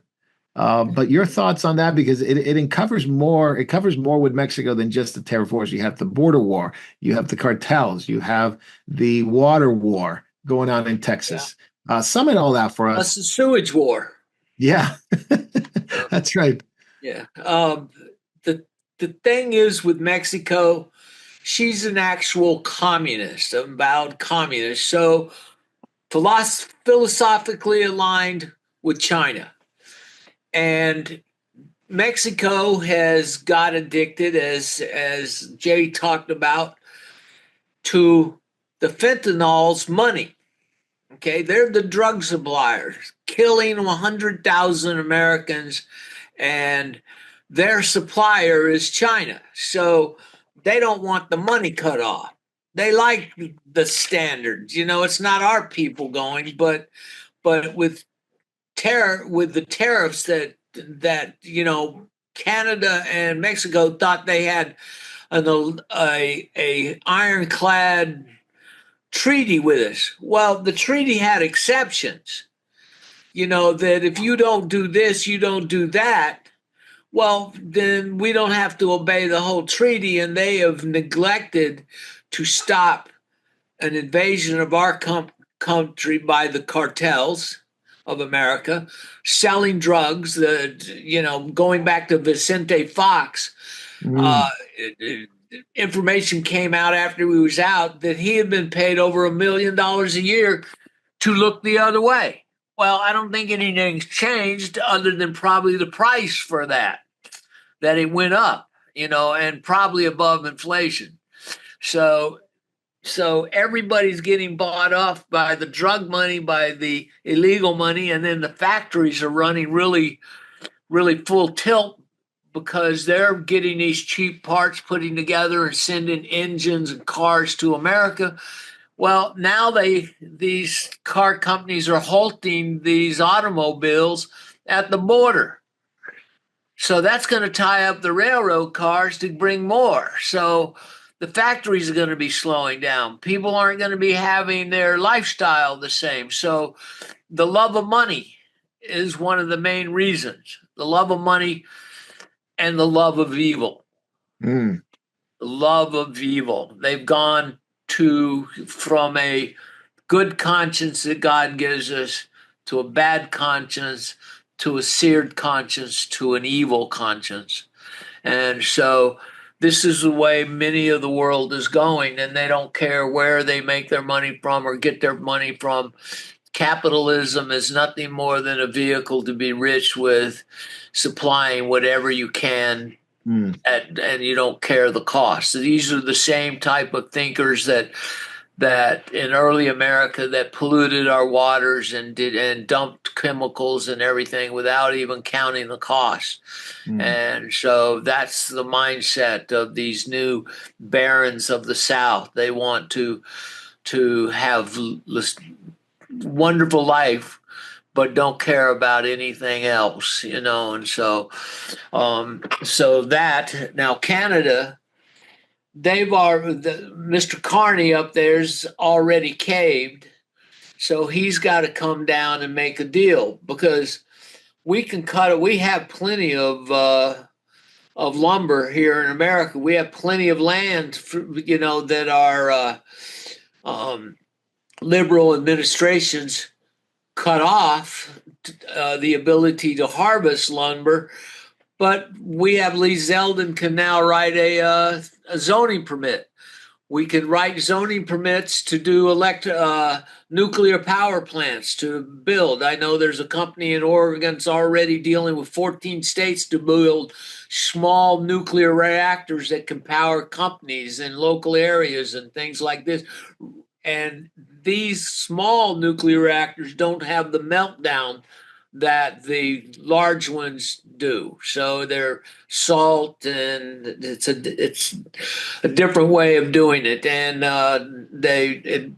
so anyway, I'm not an expert in nuclear physics, but I know that it's they don't melt down like the other ones, and they're much safer. So the god of everybody should have solar and wind, Mr. Gates, he builds nuclear plants for his power.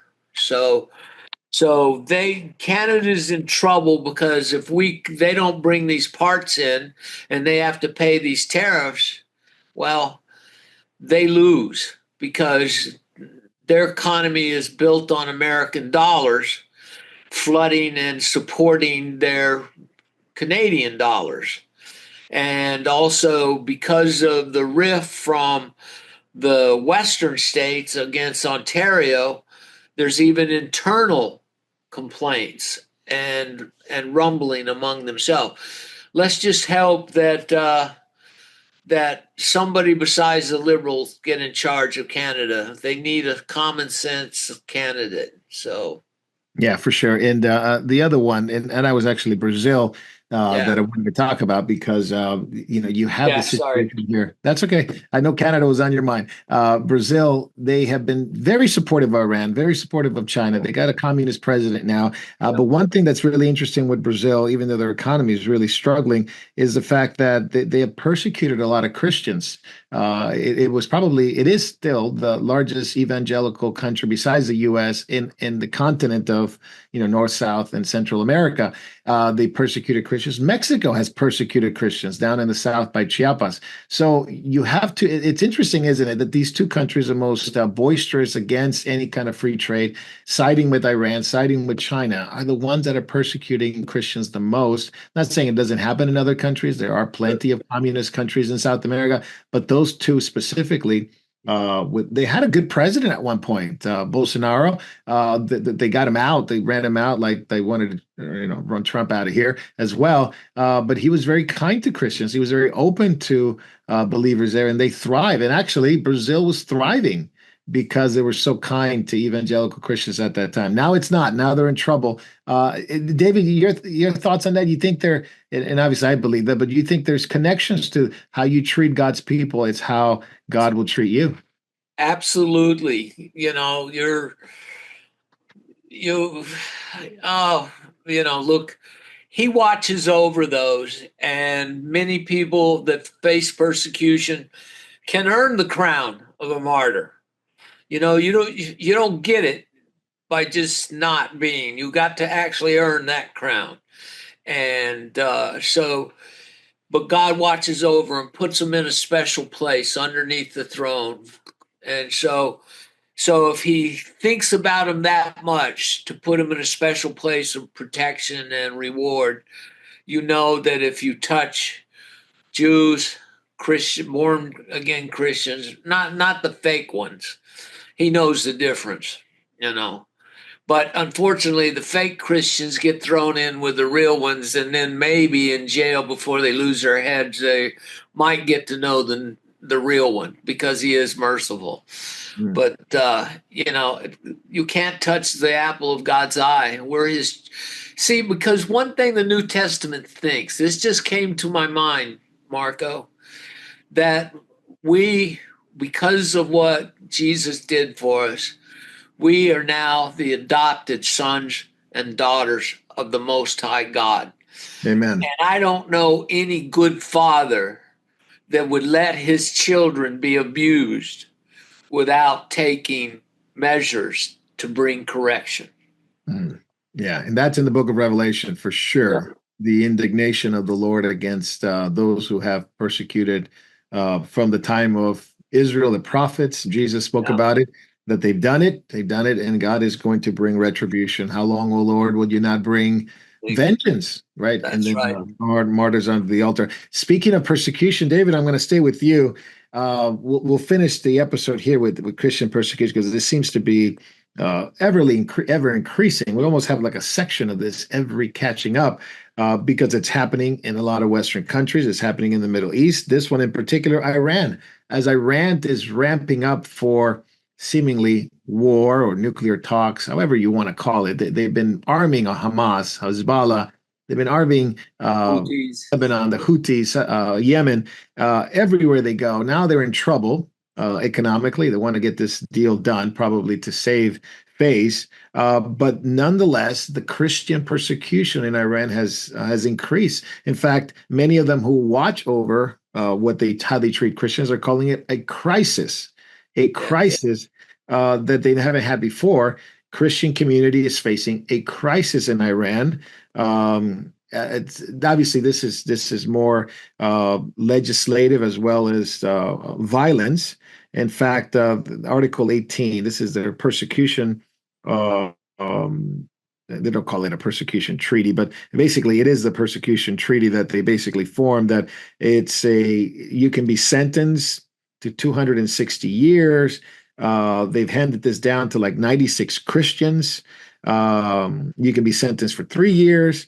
You could be sentenced for 43 years. I mean, there's degrees of it, but there are all these laws against Christians witnessing, praying. I mean, it goes on and on of what Iran has been doing, and then they've been actually participating in taking away civil liberties, which is basically the regime's reliance on fear and maintaining control. So not a good thing for Christians going on in Iran, especially as Trump and the U.S. puts pressure on them. It seems like they are more willing to oppress God's people there.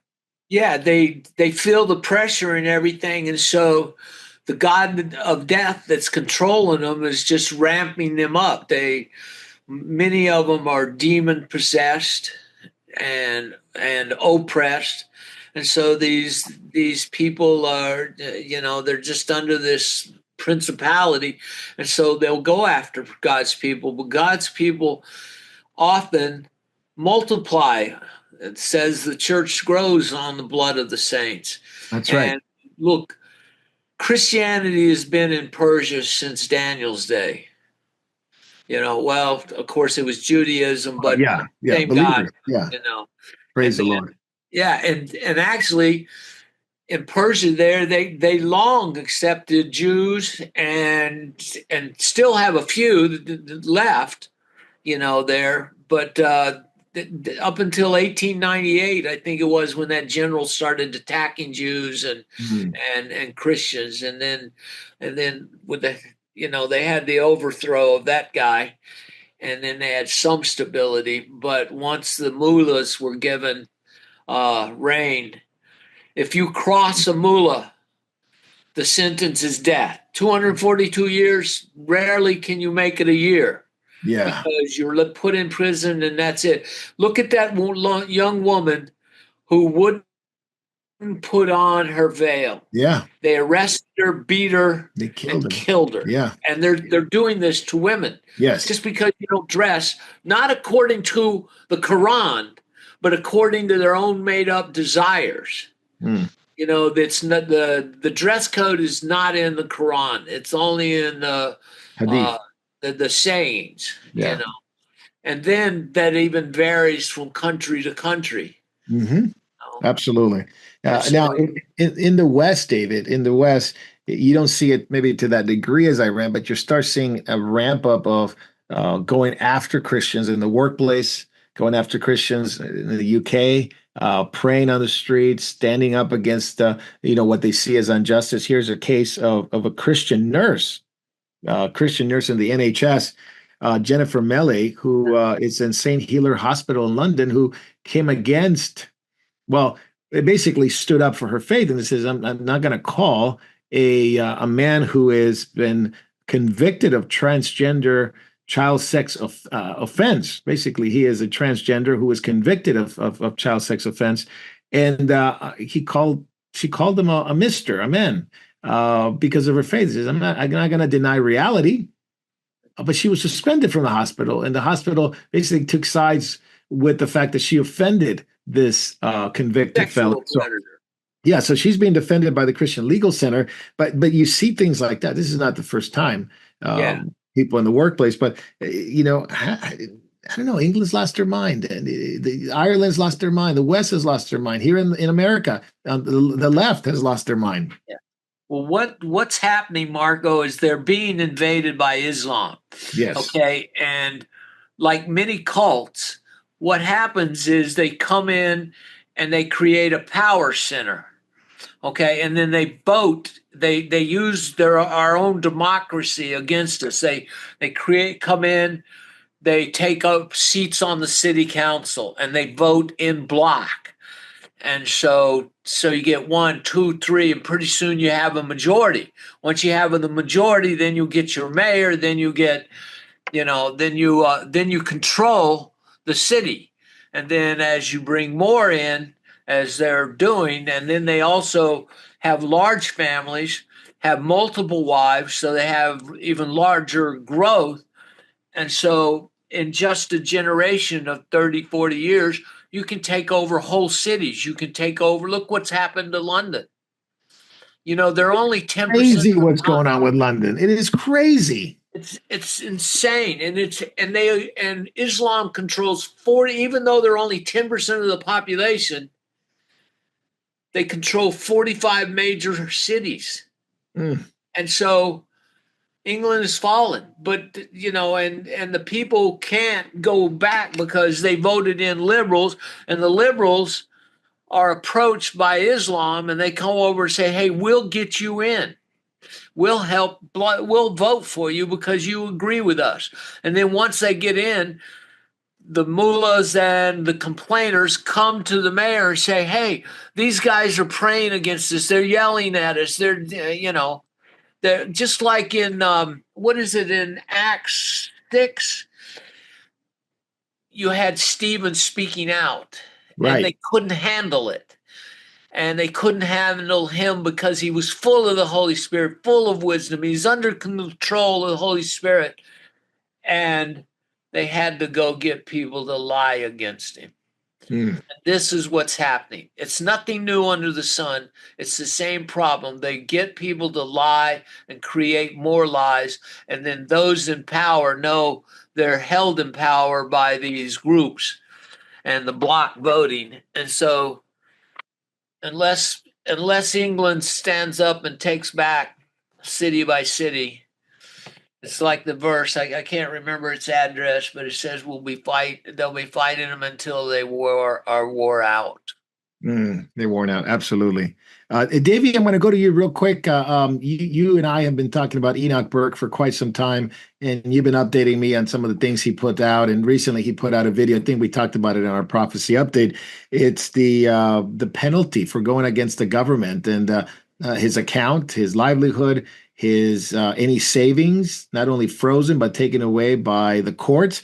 Give me your comments on it, because we don't get to hear a lot about what's going on in Europe unless we expose it. We know about the Middle East problem, we know about the persecution in Latin America, but in free countries that once held the gospel, they're coming against them now, coming against believers.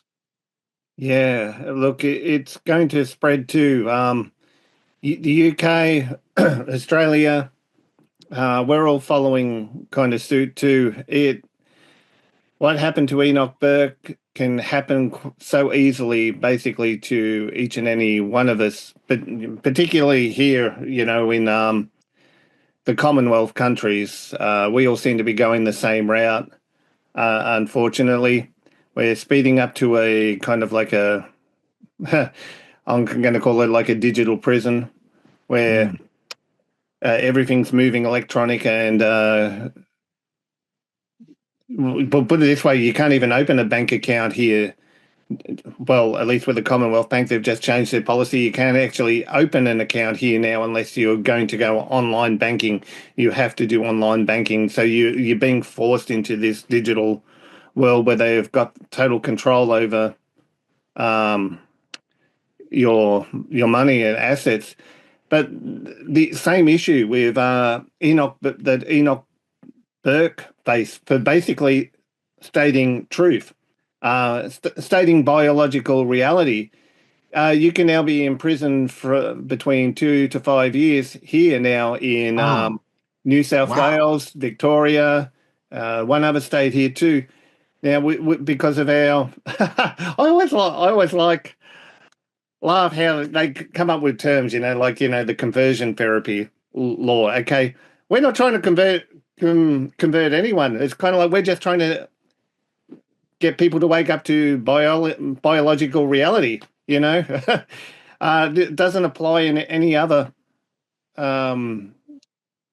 If you were into farming, you have to deal with biological reality, and that's what people are doing. We're not trying to convert anyone. We're basically trying to say, God created you either male or God created you female. None of this gender fluid stuff. That's not going to. But because of the laws here now, the penalties here are coming too. It's kind of like very swiftly. We're going the way of the CCP, where it's going to be a state-sanctioned religion. You can only, you have to bow the knee to basically the transgender ideology here at the moment. But the fact of what they did to Enoch, I really, really feel for the man. Just to have your savings just wiped out just in the click of a finger, just the instant of a second. That's how quickly it can happen. And look, we're going to see more and more of this happening. I am thankful for the pushback against the woke ideology that's happening, particularly in the US. I'm hoping that'll have a greater flow-through effect to other countries. So I'm actually pleased for the pressure that the likes of Trump and Vance have been putting on the UK and Australia.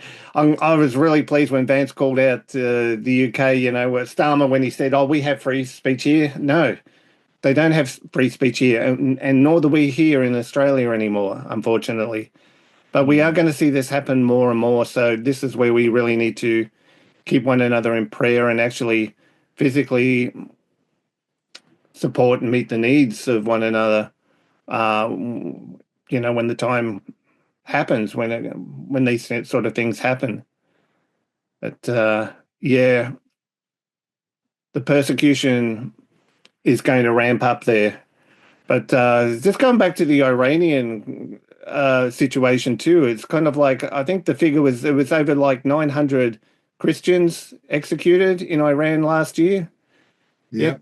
We didn't have any protests out there saying stop the genocide or anything like that, or the abuse against women over there. Or even what happened in, what happened in the Congo, what happened recently in Nigeria, what happened in, back in the days, obviously what happened in Sudan, maybe about 20 years ago. None of that ever came to light, or at least was exposed. Yep. Yeah. I'm going to go over to Jay real quick. Jay, your thoughts on the persecution? There's always been injustices in the world, and Christians have always been persecuted. But in our generation, we've seen it not just in places that they've had it, and that's terrible. At the same time, we've seen it in places that never had it. That used to be the bastion for freedom and the gospel in Christians. So go ahead. A couple of things there. So we need to look at Enoch Burke for what it really is. It's a weather vane of where we're heading in the future. if you want to protect your family, if you want to protect your assets, I don't think it's necessarily very prudent to have all of your eggs in a basket in a banking system that is basically under the control and under the thumb of a government that, for the wrong thought, will take your money away. So use what you have learned on how they operate, how they hurt you, to make sure that you have plan B, plan C. Second of all, we can't be surprised by what's going on with Enoch Burke. Enoch Burke is a symptom of a greater global phenomenon. We've talked about anti-Semitism today. We've talked about it a lot. We talked about what it means. We're talking about what's going on with transgender, with ultra tolerance.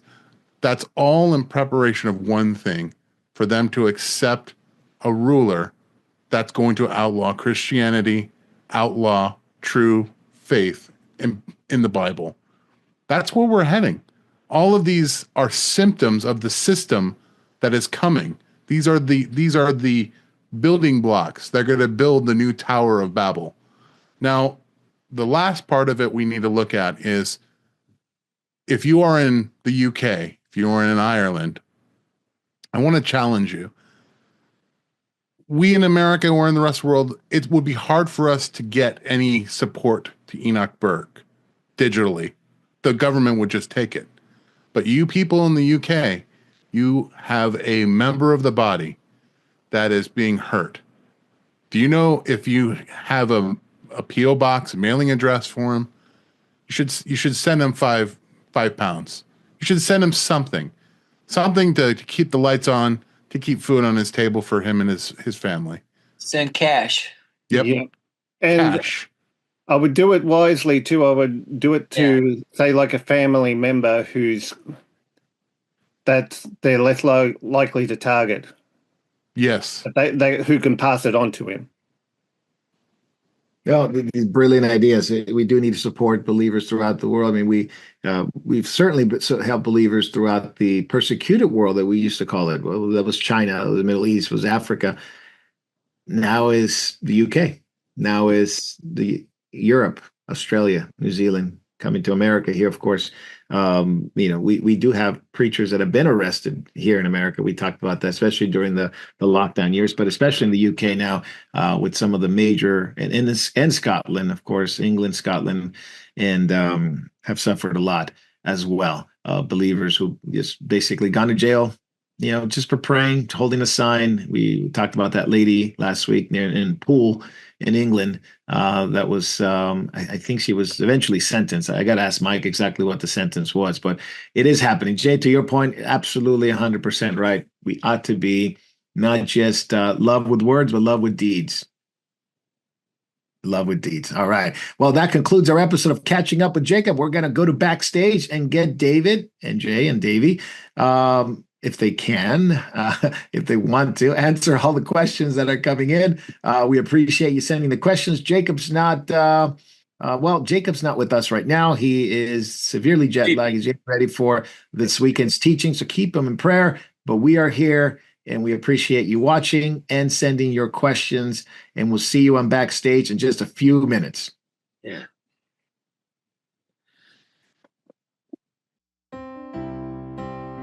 Hello, and thank you for watching Moriel TV. There are so many things that are happening at Moriel Ministries worldwide, from the Philippines to Japan to India to Africa and back to Europe and the United States. So many of our brothers and sisters are spreading the good news of Jesus Christ to this lost world. We are so thankful for your prayers. God has been faithful and has blessed us in so many ways. If you'd like to partner with our efforts abroad and at home, please take a moment to click the link in the description and help us as the Lord leads you. Thank you very much, and God bless.